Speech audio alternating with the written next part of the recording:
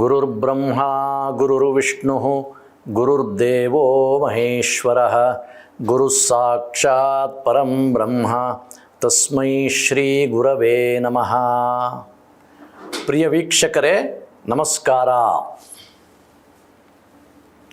ಆರುಣಿ ಅಂತ ಒಬ್ಬ ಶಿಷ್ಯ, ಧೌಮ್ಯ ಅಂತ ಗುರುಗಳು, ಧೌಮ್ಯ ಮಹರ್ಷಿಗಳ ಶಿಷ್ಯರು ಆರುಣಿ. ಗುರುನಿಷ್ಠೆಯನ್ನು ಉಸಿರಾಗಿಟ್ಟುಕೊಂಡಂತಹ ಆರುಣಿ ಒಂದು ಸಲ ಗುರುಕುಲಕ್ಕೆ ಸೇರಿದಂಥ ಒಂದು ಗದ್ದೆಯಲ್ಲಿ ಪ್ರವಾಹ ಬಂದುಬಿಡುತ್ತೆ. ನೀರಿನ ಪ್ರವಾಹ, ಗದ್ದೆಯ ಬದುವೆಲ್ಲ ಕೊಚ್ಚಿ ಹೋಗಿಬಿಡುತ್ತೆ. ಗುರುಗಳು ಆರುಣಿಗೆ ಹೇಳ್ತಾರೆ, ಅದನ್ನು ಸ್ವಲ್ಪ ನೋಡಿ ಸರಿ ಮಾಡಪ್ಪ ಅಂತ. ಆರುಣಿ ಆ ಬದುವನ್ನು ಮುಚ್ಚಲಿಕ್ಕೋಸ್ಕರ ಕಲ್ಲನ್ನು ಇಡ್ತಾನೆ, ಮಣ್ಣಿನ ಗೋಡೆ ಕಟ್ಟಲಿಕ್ಕೆ ಪ್ರಯತ್ನ ಮಾಡ್ತಾನೆ. ಏನು ಮಾಡಿದ್ರೂ ಅದು ನಿಲ್ಲಲ್ಲ. ಆದರೆ ಗುರುಗಳು ಹೇಳಿದ ಕೆಲಸವನ್ನು ಮಾಡುವುದಷ್ಟೇ ಕೆಲಸ, ಕಾರಣ ಹೇಳ ಹಾಗಿಲ್ಲ. ಹಾಗಾಗಿ ಏನು ಮಾಡಬೇಕು ಅಂತ ಗೊತ್ತಾಗದೆ ಆರುಣಿ ಏನು ಮಾಡಿಬಿಡ್ತಾನೆ, ಆ ಬದುವಿಗೆ ಅಡ್ಡಲಾಗಿ ತಾನೇ ಮಲಗಿಬಿಡ್ತಾನೆ ಪ್ರವಾಹವನ್ನು ನಿಯಂತ್ರಿಸೋಕ್ಕೋಸ್ಕರ. ಸರಿ, ಎಷ್ಟೊತ್ತಾದ್ರೂ ಕೂಡ ಆರುಣಿ ಬರಲ್ಲ. ಗುರುಗಳು ನೋಡ್ತಾರೆ, ಪರಮ ಕರುಣಾಳುಗಳು ಗುರುಗಳು, ಶಿಷ್ಯನ ಬಗ್ಗೆ ವಾತ್ಸಲ್ಯ ಇರುತ್ತೆ. ಹುಡುಕ್ತಾ ಬರ್ತಾರೆ, ಆರುಣಿ ಎಲ್ಲಿದ್ಯಪ್ಪ ಅಂತ.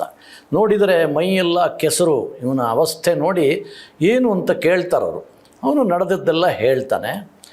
ತಮ್ಮ ಆಜ್ಞೆಯನ್ನು ನೆರವೇರಿಸಬೇಕು, ಆ ಕೆಲಸವನ್ನು ಮಾಡಲಿಕ್ಕೋಸ್ಕರ ನಾನೇ ಮಲಗಬೇಕಾಯಿತು ಗುರುಗಳೇ, ಕ್ಷಮಿಸಬೇಕು, ಸಮಯಕ್ಕೆ ಸರಿಯಾಗಿ ನನಗೆ ವಾಪಸ್ ಬರಲಿಕ್ಕಾಗಲಿಲ್ಲ ಅಂತ ಹೇಳ್ತಾನೆ ಹೊರತು ತನಗೆ ಕಷ್ಟ ಆಗಿದ್ದನ್ನು ಹೇಳೋದೇ ಇಲ್ಲ.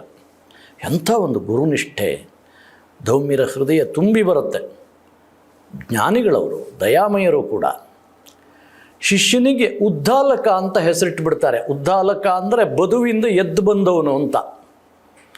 ಹಾಗಾಗಿ ಅವನ ಒಂದು ಗುರುನಿಷ್ಠೆಯನ್ನು ಪ್ರಕಾಶಗೊಳಿಸುವಂತಹ ಹೆಸರನ್ನೇ ಅವನಿಗೆ ಇಟ್ಟುಬಿಡ್ತಾರೆ.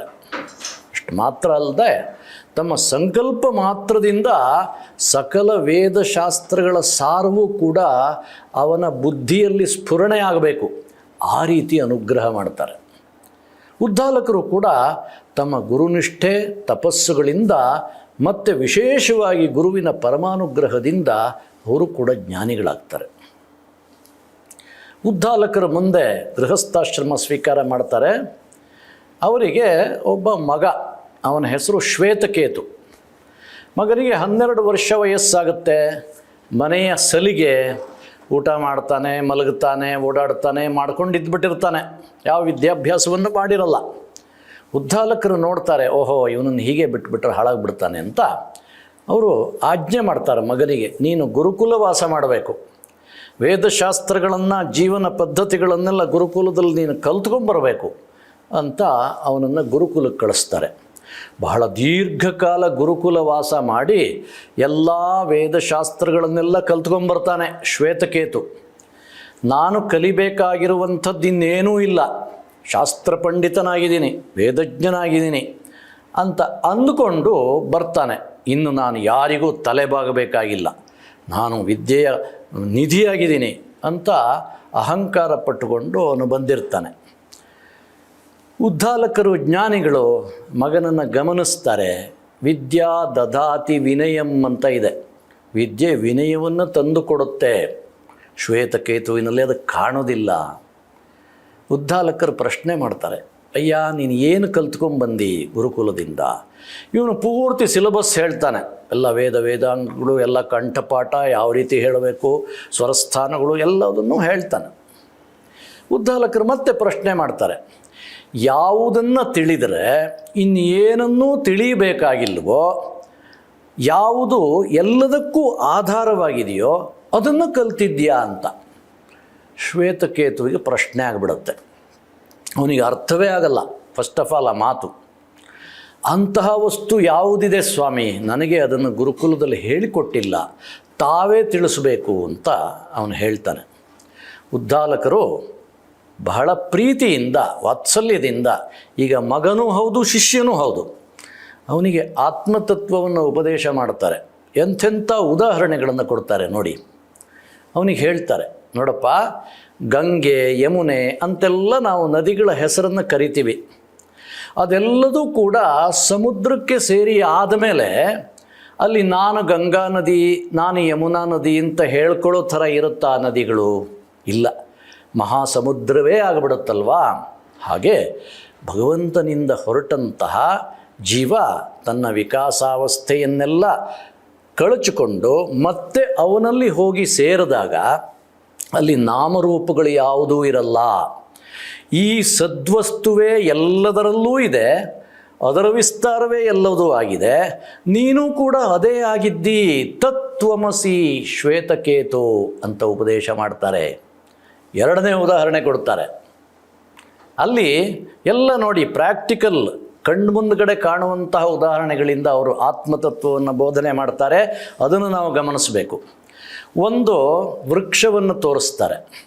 ಅದರ ಆರಂಭದಲ್ಲಿ ಸ್ವಲ್ಪ ಕೆತ್ತಪ್ಪ, ರಸ ಜಿನುಗುತ್ತಾ ಇದೆ. ಮಧ್ಯದಲ್ಲಿ ಕೆತ್ತಾನೆ, ರಸ ಜಿನುಗುತ್ತಾ ಇದೆ. ಅಂತ್ಯದಲ್ಲಿ ಮೇಲ್ಗಡೆ ಅಲ್ಲಿನೂ ರಸ ಜಿನುಗುತ್ತಾ ಇದೆ. ಹೀಗೆ ಆರಂಭದಿಂದ ಅಂತ್ಯದವರೆಗೂ ಒಂದು ವೃಕ್ಷದಲ್ಲಿ ಅನೂಚಾನವಾಗಿ ಒಂದು ರಸ ಜಿನುಗುತ್ತಾ ಇದೆ. ಅದೇ ಆತ್ಮ, ಅದೇ ಚೈತನ್ಯ. ಆ ಚೈತನ್ಯ ಇರೋದರಿಂದನೇ ರಸ ಜಿನುಗುತ್ತಾ ಇದೆ. ಯಾವುದಾದ್ರೂ ಒಂದು ಕೊಂಬೆನಲ್ಲಿ ಆ ಚೈತನ್ಯ ತನ್ನನ್ನು ತಾನು ವಾಪಸ್ ತಗೊಳ್ತು ಅಂತ ಹೇಳಿಬಿಟ್ರೆ ಆ ಕೊಂಬೆ ಒಣಗಿ ಹೋಗುತ್ತೆ. ಮರಣವೂ ಹೀಗೆಪ್ಪ. ಜೀವದ ಒಂದು ದೇಹದಲ್ಲಿ ಆ ಜೀವಶಕ್ತಿ ಚೈತನ್ಯ ಧಾರೆ ಹರಿತಾ ಇರಬೇಕಾದ್ರೆ ದೇಹ ಚಟುವಟಿಕೆಯಿಂದ ಓಡಾಡ್ತಾ ಇರುತ್ತೆ. ಅದು ತನ್ನನ್ನು ತಾನು ಅಲ್ಲಿಂದ ನಿಷ್ಕ್ರಮಣ ಮಾಡಿದ ಮೇಲೆ, ಅಲ್ಲಿಂದ ಬಿಟ್ಟು ಹೋದ ಮೇಲೆ ಶರೀರ ಕೆಳಗಡೆ ಬಿದ್ದು ಹೋಗುತ್ತೆ. ಹಾಗಾಗಿ ಎಲ್ಲದಕ್ಕೂ ಆಧಾರ ಯಾವುದೋ? ಆ ಆತ್ಮವೇ ಆಧಾರವಾಗಿದೆ, ಪರಬ್ರಹ್ಮವೇ ಆಧಾರವಾಗಿದೆ. ನೀನೂ ಅದೇ ಆಗಿದ್ದಿ, ತತ್ವಮಸಿ ಶ್ವೇತಕೇತು ಅಂತ ನಿಶ್ಚಯವಾಗಿ ಹೇಳ್ತಾರೆ. ಮೂರನೇ ಉದಾಹರಣೆ ಕೊಡ್ತಾರೆ. ಒಂದು ಆಲದ ಮರದ ಹಣ್ಣನ್ನು ತಗೊಂಬರ್ಲಿಕ್ಕೆ ಹೇಳ್ತಾರೆ. ಅವನು ತಗೊಂಬರ್ತಾನೆ. ಇದನ್ನು ಈಗ ಒಡೆದು ತುಂಡು ಮಾಡಪ್ಪ ಅಂತ ಹೇಳ್ತಾರೆ. ಅವನು ತುಂಡು ಮಾಡ್ತಾನೆ. ಏನಿದೆ ಕೇಳ್ತಾನೆ. ಬೀಜ ಇದೆ ಮಹಾಸ್ವಾಮಿ. ಸರಿ, ಆ ಬೀಜವನ್ನು ಒಡಿ ಅಂತ ಹೇಳ್ತಾರೆ. ಏನು ಕಾಣಿಸ್ತು ಅಂತ ಕೇಳ್ತಾರೆ. ಏನೂ ಇಲ್ಲಪ್ಪ ಅಂತ ಹೇಳ್ತಾನೆ ಅವನು. ನೋಡಪ್ಪ, ಏನೂ ಕಣ್ಣಿಗೆ ಕಾಣದೇ ಇರುವಂಥ ಈ ಸೂಕ್ಷ್ಮವಾದ ಬೀಜದಲ್ಲಿ ಇಡೀ ಆಲದ ಮರ ನಿಂತಿದೆ. ಹೌದೋ ಅಲ್ವೋ? ಆ ಬೀಜ, ಸೂಕ್ಷ್ಮವಾದ ಬೀಜದಲ್ಲಿ ಆಲದ ಮರ ಒಂದೊಮ್ಮೆ ಇಲ್ಲದೇ ಇದ್ದರೆ ವ್ಯಕ್ತವಾಗಿ ಆಲದ ಮರ ಕಾಣಿಸೋದೇ ಇಲ್ಲ. ಹಾಗಾಗಿ ಕಣ್ಣಿಗೆ ಕಾಣ್ತಾ ಇಲ್ಲ, ಆದರೆ ಸೂಕ್ಷ್ಮವಾಗಿ ಒಳಗಡೆ ಅಡಗಿದೆ. ಹಾಗಾಗಿ ಜೀವದಲ್ಲೂ ಅಷ್ಟೇ, ನಿನ್ನಲ್ಲಿ ಆ ಆತ್ಮವಸ್ತು ಅಡಗಿರೋದ್ರಿಂದನೇ ನಾನು ಮಾತಾಡ್ತಾ ಇದ್ದೀನಿ, ನೀನು ಕೇಳ್ತಾ ಇದ್ದಿ, ವ್ಯವಹಾರಗಳೆಲ್ಲ ನಡೀತಾ ಇದೆ. ಹಾಗಾಗಿ ಸದ್ವಸ್ತು ಯಾವತ್ತೂ ಬದಲಾವಣೆ ಆಗದೇ ಇರುವಂಥದ್ದು ಅದೊಂದೇ ಅಪ್ಪ, ಅದೇ ನೀನಾಗಿದ್ದಿ ಶ್ವೇತಕೇತು. ಈ ಸಂದರ್ಭದಲ್ಲಿ ಶ್ರೀರಂಗ ಮಹಾಗುರುಗಳು ಈ ಆಲದ ಮರಕ್ಕೆ ಸಂಬಂಧಪಟ್ಟ ಹಾಗೆ ಒಂದು ಮಾತನ್ನಾಡಿದ್ರು, ನೆನಪು ಮಾಡ್ಕೊಳ್ಳೋಣ. ಅವರು ಹೇಳ್ತಾರೆ, ಒಂದು ಉಗುರು ಗಣ್ಣಿನಲ್ಲಿ ಅಡಗಬಹುದಾದಂಥ ಒಂದು ಆಲದ ಬೀಜ ತನ್ನನ್ನು ತಾನು ಬೆಳೆಸ್ಕೊಂಡು ಮತ್ತೆ ಬೀಜ ರೂಪದಲ್ಲಿ ಇರುವುದಕ್ಕೇ ಇಷ್ಟಪಟ್ಟು ಉಪಸಂಹಾರ ಮಾಡಿಕೊಳ್ಳುತ್ತಪ್ಪ. ಹಾಗೆಯೇ ಈ ಜೀವನ ವೃಕ್ಷವೂ ಕೂಡ ಆಗಿದೆ ಅನ್ನುವಂಥ ಅವರ ಮಾತುಗಳನ್ನು ಇಲ್ಲಿ ಸ್ಮರಣೆ ಮಾಡಿಕೊಳ್ಬೇಕು. ಶ್ವೇತಕೇತುವಿಗೆ ಇನ್ನೊಂದು ಉದಾಹರಣೆ ಕೊಡ್ತಾರೆ. ಒಂದು ಉಪ್ಪಿನ ಕಲ್ಲು, ಅದನ್ನು ರಾತ್ರಿ ನೀರಿನ ಪಾತ್ರೆಯಲ್ಲಿ ಹಾಕ್ಲಿಕ್ಕೆ ಹೇಳ್ತಾರೆ. ಅವನು ಹಾಕ್ತಾರೆ. ಮರುದಿವಸ ಆ ಉಪ್ಪಿನ ಕಲ್ಲನ್ನು ತಗೊಂಬ ಅಂತ ಹೇಳ್ತಾರೆ. ಶ್ವೇತಕೇತು ನೋಡ್ತಾನೆ, ನೀರಿನ ಪಾತ್ರದ ಉಪ್ಪಿನ ಕಲ್ಲು ಸಿಗಲ್ಲ. ಸ್ವಾಮಿ, ಉಪ್ಪಿನ ಕಲ್ಲು ಇಲ್ಲ. ಹೌದಾ? ಹಾಗಾದರೆ ಆ ನೀರನ್ನು ಬಾಯಿಗೆ ಹಾಕಿ ನೋಡು ಅಂತ ಹೇಳಿದರೆ ಏನಾಗಿದೆ? ಉಪ್ಪಾಗಿದೆ. ಅಂದರೆ ಉಪ್ಪಿನ ಕಲ್ಲು ಕಣ್ಣಿಗೆ ಕಾಣಿಸ್ತಾ ಇಲ್ಲ, ಆದರೆ ನೀರೆಲ್ಲ ಉಪ್ಪಾಗಿದೆ. ನೀರಿನ ಮೇಲಿಂದ ಬಾಯಿಗೆ ಹಾಕಿ ನೋಡು, ಮಧ್ಯದಿಂದ ಬಾಯಿಗೆ ಹಾಕಿ ನೋಡು, ಕೆಳಗಡೆಯಿಂದ ಬಾಯಿಗೆ ಹಾಕಿ ನೋಡು, ಎಲ್ಲ ಕಡೆ ಉಪ್ಪು ವ್ಯಾಪಿಸಿಬಿಟ್ಟಿದೆ. ಹಾಗಾಗಿ ನಮ್ಮ ಕಣ್ಣಿಗೆ ಕಾಣ್ತಾ ಇಲ್ಲ ಅಂತಾದ್ರೂ ಕೂಡ ಎಲ್ಲೆಡೆಯಲ್ಲಿಯೂ ವ್ಯಾಪಿಸಿರುವಂತಹ ಪರಮಾತ್ಮ ಶಕ್ತಿಯಿಂದನೇ ನಾವೆಲ್ಲ ಆಗಿದ್ದೀವಿ. ಜೀವನದಲ್ಲಿ ಸತ್ಯ ಅಂತ ಇದ್ದರೆ ಆ ಪರಮಾತ್ಮ ಅನುಭವ, ಪರಮಾತ್ಮ ಒಬ್ಬನೇ. ಅವನ ಬೇರೆ ಬೇರೆ ಮ್ಯಾನಿಫೆಸ್ಟೇಷನ್ ಅವನ ವಿಸ್ತಾರವಾಗಿದೆಯೇ ಹೊರತು ಯಾವ ಒಂದು ಇಲ್ಲದೇ ಇದ್ದುಬಿಟ್ರೆ ಪ್ರಪಂಚದಲ್ಲಿ ಏನಕ್ಕೂ ಅಸ್ತಿತ್ವವಿಲ್ವೋ ಅದೇ ಪರಮಾತ್ಮ ವಸ್ತು. ಅದನ್ನೇ ನೀನು ತಿಳಿಬೇಕಾಗಿರುವಂಥದ್ದು. ಎಲ್ಲದಕ್ಕೂ ಆಧಾರ ಅದೇ ಆಗಿದೆಯಪ್ಪ. ನಿನ್ನಲ್ಲೂ ಅದೇ ಇದೆ. ತತ್ವಮಸಿ ಶ್ವೇತಕೇತು, ಅದೇ ಆಗಿದ್ದಿ ಅಂತ ಹೇಳಿ ಹೀಗೆ ಅರಿವನ್ನು ಮೂಡಿಸ್ತಾರೆ.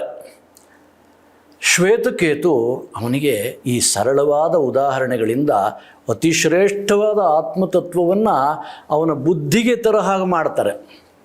ಅವನಿಗೆ ಅರಿವಿಗೆ ಬರುತ್ತೆ.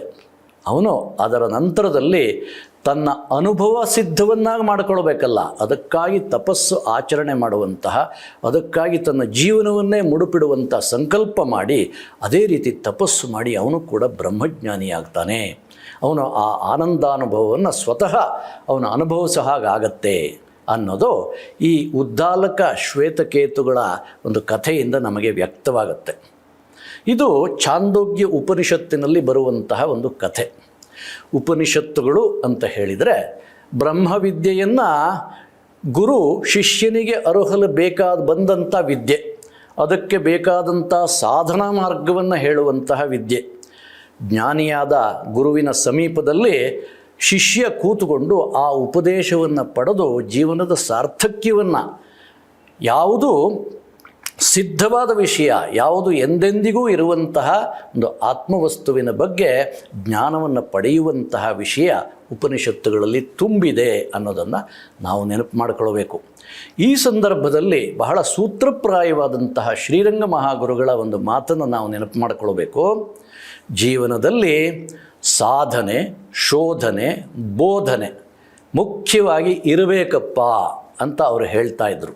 ಸತ್ಯವಸ್ತುವಿಗೋಸ್ಕರ ಸಾಧನೆ ಮಾಡಬೇಕು. ಅದನ್ನು ನಮ್ಮ ಮನಸ್ಸನ್ನು ಶೋಧನೆ ಮಾಡಿ ಅದನ್ನು ಕಂಡುಕೊಳ್ಳಬೇಕು. ಕಂಡುಕೊಂಡು ಆದಮೇಲೆ ಆ ಸತ್ಯವಸ್ತುವಿನ ಬೋಧನೆ ಮಾಡಬೇಕು. ಈ ಸೂತ್ರಪ್ರಾಯವಾಗಿ ಶ್ರೀರಂಗ ಮಹಾಗುರುಗಳು ಈ ಮಾತನ್ನು ಹೇಳಿದ್ದಾರೆ. ಅಂತಹ ಒಂದು ಗುರು ಶಿಷ್ಯ ಪರಂಪರೆಯಿಂದ ಸಮೃದ್ಧವಾಗಿ ಭಾರತೀಯ ಸಂಸ್ಕೃತಿ ಬೆಳೆದಿದೆ. ನಾವೆಲ್ಲರೂ ಕೂಡ ಅಂತಹ ಗುರು ಶಿಷ್ಯ ಪರಂಪರೆಯಲ್ಲಿ ಬಂದಂತಹ ಮಹರ್ಷಿಗಳ ಉಪದೇಶದ ಮರ್ಮವನ್ನು ಅರಿತು ನಮ್ಮ ಜೀವನದ ಹೆಜ್ಜೆಗಳನ್ನು ಇಡೋ ಹಾಗಾಗಲಿ ಅಂತ ಸರ್ವೇಶ್ವರನಲ್ಲಿ ಪ್ರಾರ್ಥನೆ ಮಾಡ್ತಾ ಈ ಮಾತುಗಳನ್ನು ಭಗವದರ್ಪಣೆ ಮಾಡ್ತೀನಿ. ನಮಸ್ಕಾರ.